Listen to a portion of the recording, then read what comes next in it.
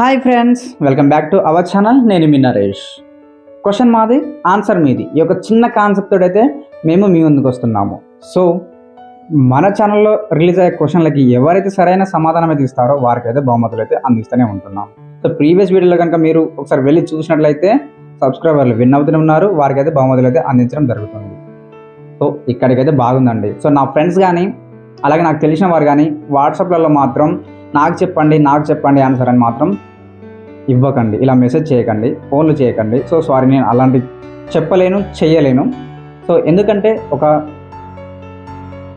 ఎడ్యుకేషనల్ని ముందుకు తీసుకెళ్దామని, అందరి నాలెడ్జ్ని పెంచుదామని ఈ ఛానల్ అయితే క్రియేట్ చేయడం జరిగింది.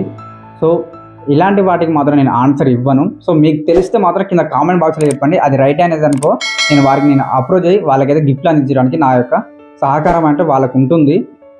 సో ఇలాంటి పద్ధతులు మాత్రం పాటించకండి. సో నేను ఈ వీడియోలో చెప్పాలనుకుంటున్నాను.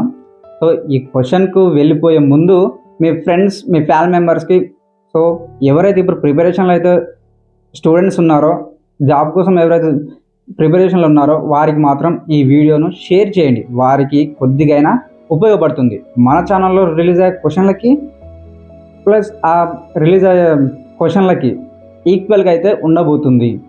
గవర్నమెంట్ మారింది, నోటిఫికేషన్లు పడే ఛాన్స్ ఉంటుంది. Question number 2.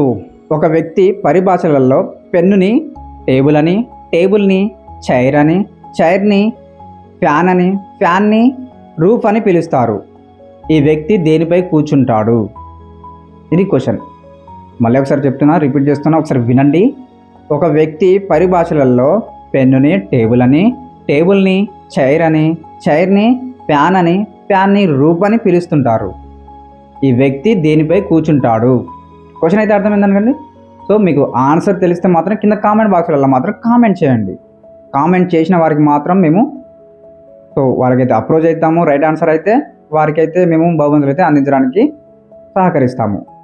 Thank you so much.